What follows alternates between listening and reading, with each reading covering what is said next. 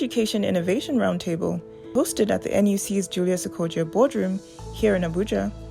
The breakout sessions were designed to give government representatives, industry experts, and school heads, among others, the space to co-create solutions and recommend concrete next steps. Participants were randomly divided into 4 groups, each given a focus area and made up of members across all sectors. They discussed key issues among themselves, presented their conclusions through a group representative, and these outcomes were finally solidified into a communique and an innovation working group tasked with carrying out the agreed-on solutions. Here are the highlights of those discussions next.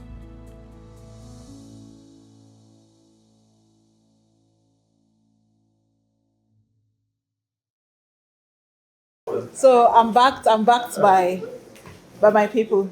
Thank you very much. I think that a lot of the conversation that has been had here, we might have a repeat of some of them, so do pardon us. And I think, again, if we do have a repeat of it, it means that it's been reinforced. And so, because of the seriousness of it. So for our group, we're tasked with discussing strengthening university industry linkages. And I think I was put in the group because of what I said on the panel. But anyways, so the insights that we came up with in the group was understanding the intrinsic entrepreneurship model.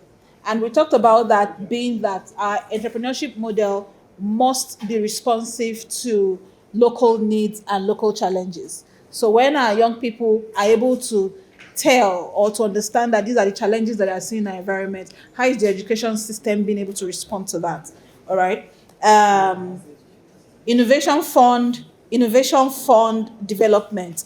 So we talked about innovation fund development from IGR. I think that the coordinator had spoken about fund not being outcome. I think group 3 or so had talked about funds not being outcome driven. So we're just giving the fund regardless of what we actually demand that fund should be able to achieve.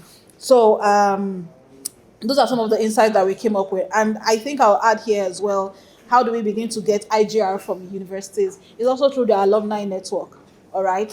If there are innovations that are coming through our alumni network, I'm sure that, for example, I will back a business or an idea that I know that is going to generate fund, rather than go and buy one stock in the stock exchange market, because this person is from alma mater, I want to support them. So, of course, the university is thinking as an entrepreneurship or a business unit to be able to think in that direction, to explore the potential of the alumni body. The third thing was defining the purpose of education. Again, that's what I said. As a foundation of all this conversation, first we need to understand what is our education philosophy and how do we begin to respond to that. And that will actually help us to drive, points 1 and 2 that I've made. And I think we've talked about real-world connection of application of knowledge from university pedagogy. I think it speaks to point 1. And again, I think that the presenter also talked about the autonomy limitation, how our industries, our academia, limited in terms of what they can do. But from what you talked about now, it's a new policy. Again, there will be challenges in terms of how they are applied, right? We have 30%, but what are the universities actually, if they know what they need to do with the 30%, leeway that they have?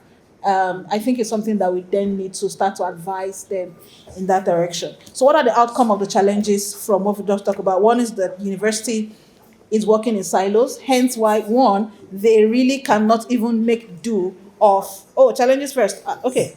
You see? No, let's move forward. We all know the challenges.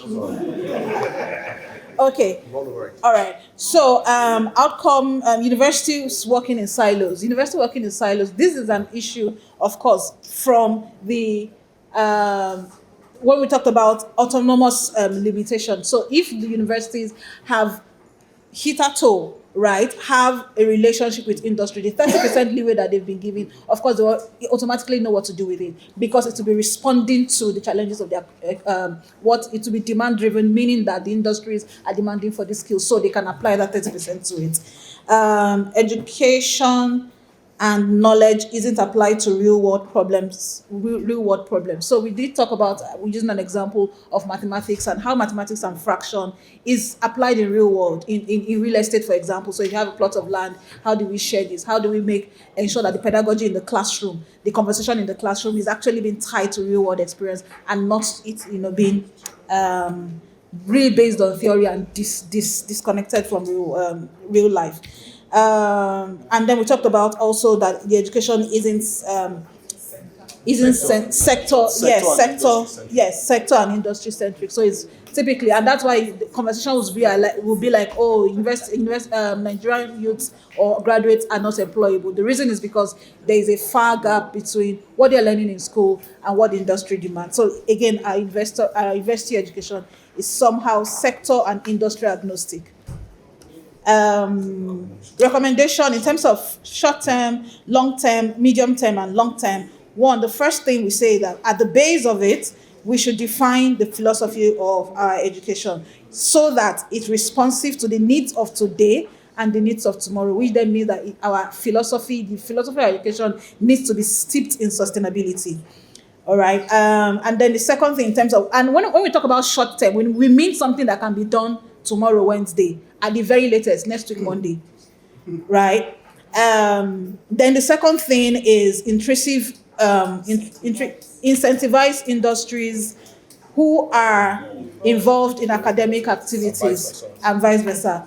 Medium term, institutionalize relationships management department through known academic funds. So how do we ensure that there is actually one department within the school that is almost like business development department that takes care of ensuring that the academia and industries are in sync and not working in silos. So that's medium term. Long term is university. This is very critical. University accreditation should be tied to university output in terms of numbers of innovation produced from that school and numbers of employment opportunity of graduates. Thank you very much.